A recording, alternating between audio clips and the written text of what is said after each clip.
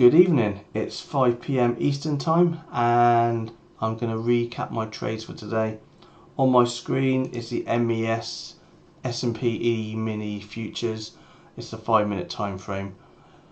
In my video today, my pre-market video, we laid out some levels, areas I was watching, and you can see the levels didn't really hold too well. There was a few good areas. Potentially there we had a bit of a pullback into that area. This area is quite significant as well, but this demand zone, we're looking at this green shaded area, was also pretty significant. So even though the areas didn't, the supply and resistance areas we put out, these yellow dotted lines, the yellow dashed lines, didn't hold where wanted. It did prove some significance, which I'm about to get into now.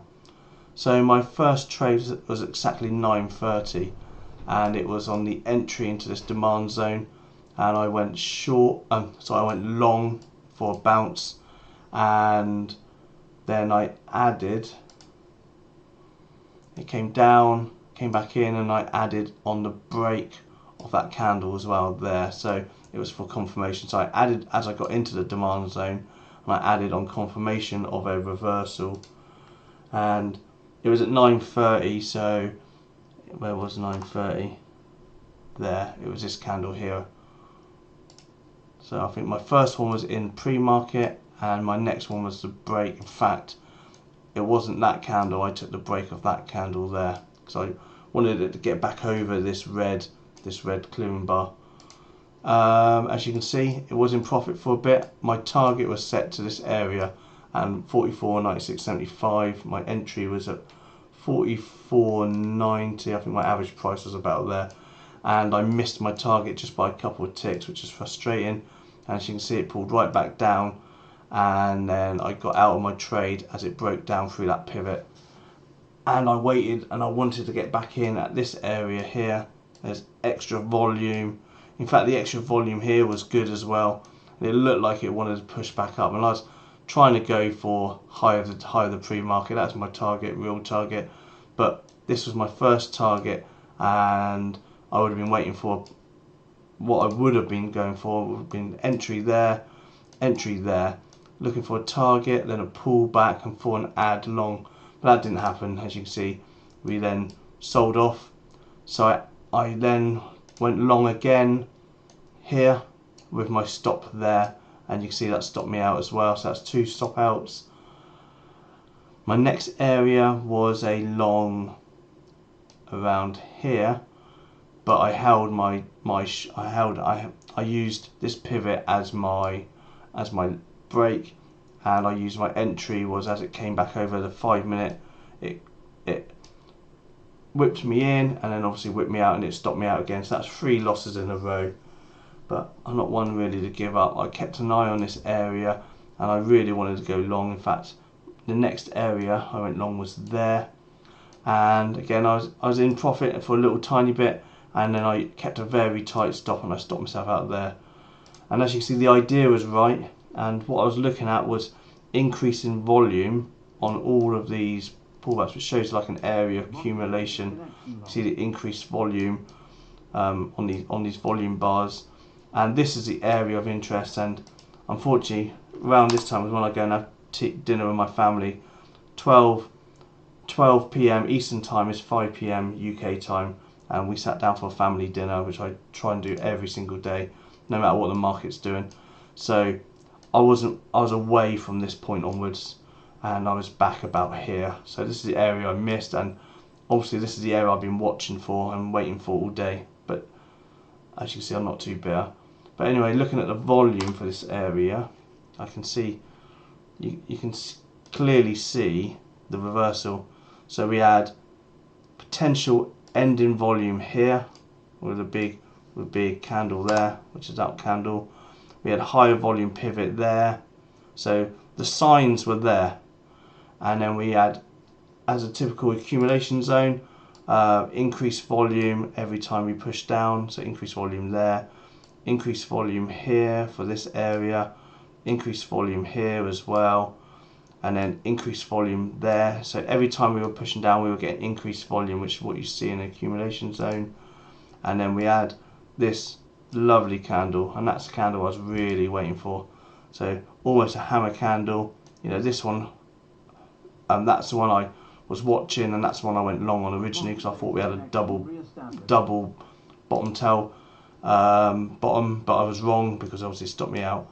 But had I been sitting there, I would have got in on that one as well, because look, we had increased volume, we had a test candle here, so, and then we had another invert, a hammer candle there, and it would have been a great trade. The other thing to look at volume as well, we had relatively low volume apart from those areas where it pulled down, and then suddenly volume increased and we had higher average volume. You can see all these candles were below the average. Oh, I can zoom in. Something worth looking at. Here we go. So this is my moving average, which I use to differentiate the average volume. Anything that any volume bars above it is above average. Anything below it is below average. Then I'm looking for ultra high volume, which is much higher volume compared to previous candles. And you can see we've got a couple of big ultra high volume candles here. And I'm also looking for ultra low volumes, which will be these ones, which are candlesticks much lower than the ones you see previously. So this is ultra low volume, ultra low volume. And these are generally where you see your tests as well. So if you've got an ultra low volume test and the market or the smart money's try to move the market down a little bit further, but it's low volume, then there's no more buyers. So they know it's time to change the trend. And you can see that a few times here as well. Low volume, where we've had topping tails, this one here in particular. Market moved it down. There was no volume really in that push down, so they knew the market was exhausted. And also I use bookmap as well. I'm starting to use this a bit more now. I quite like it. And you can see areas. So 12:30, we've got 12:30. So on bookmap, just move it in. So this must be the area here. And what I would have been looking for would be these buyers sitting at this level and more buyers around this level. And then as we break the level, let's go red. As we break this level, then you're looking at the buyers, big heavy area selling, followed by green follow through. So these green blobs or these green dots, especially the bigger ones, means there's a lot of buyers there, and that's the buyers are out buying the sellers. So when I'm watching these areas, like this level here was a breakout area. You can see the extra volume. You look at the volume. You can see increased volume as well, and it big green means so you don't want to be shorting when you see continuously see green. However, I did have a short up here, and I'll show you the reason. We had big area of sellers here, and then when we came into it, there was no green follow through, but just red sellers, and that's why I shorted. So I used this level 2 as another tool in my toolkit, and another way of confirming my trades. So I'll get into that trade in a second. So anyway, I missed this one, and I wasn't that annoyed. You know, I spent time with my family, I played with my daughter. So, but what I was waiting for was this level again. This is a level I waited for earlier, which I missed by 2 ticks. Didn't miss it this time. So I had my sell order waiting. In fact, I got in on the 200 moving average, and I got in up here. So my average price was about here, and then I sold off coming down to the VWAP, and I held the last couple of contracts, and I just got out as the market closed there. So that was a good trade, and that recovered some of the gains, but it's a red day overall, unfortunately, and that was due to these 1, 2, 3 and 4 losing trades, made up with this 1 winning trade. So basically I made about equivalent of 1.2 R here maybe. I didn't have full contracts. Where was my stop would have been there. My entry was there. So this was about a 3-4 R move down. In fact, my average, I looked at my stats yesterday. My average trade is a 4.9 R trade. So that's my average winners, 4.9. And these ones were small stop outs, but more than my winning, unfortunately. So I was down a bit today, so a bit annoying. I don't really look at R's values because I'm looking to get in and out based on meaningful areas, and I probably need to work on my contract sizing a bit more as well, because I've been a bit inconsistent recently. When I've had too many red days, I've sized down, and then when I've had good winning days, I'm sizing up, and vice versa. If I start sizing up if I see what I think is a better, higher probability trade, and you know, here would have been a higher probability trade, although I was waiting for 44.59, and so maybe I probably would have got in with a small size. But I think I need to start looking at being more consistent with my sizing as well, and just have a plan in place. Just have two sizes, higher probability and lower probability, because at the moment I'm kind of just coming in, and because I've had a few red days, I'll just go small size. I won't put too many contracts there like I did here, and so I'm looking for bigger moves just to combat these little smaller 1R, 1.5 hour losses over here. So, but that's it. My trading was okay today. I'm not disappointed in my trading. I followed my plan. It just didn't work out today. One thing I do want to note, and I keep saying this in all of my trade recap videos, I want to get better at taking the pre-market lows or highs, break and retest. So this is the pre-market, and you can see it came in, pulled up. I was trying to go long and take profit here, but what I missed, the bigger picture, that it was a good short area, and look at that big rundown. So stop loss could have been here, and that would have been an easy 1, 2, 3, 4, 5, 5, 6, 7, 8 R trade. So, but you know, like I said, I don't really look at R's. I normally try to make at least a 10 tick move before taking the first bit of profit, and I'm not sure. I think I wasn't quite 10 ticks here, so that's what I'm missing. My target was there. I had my order sat there, I had another order sat there as well, and I missed, and both of them missed.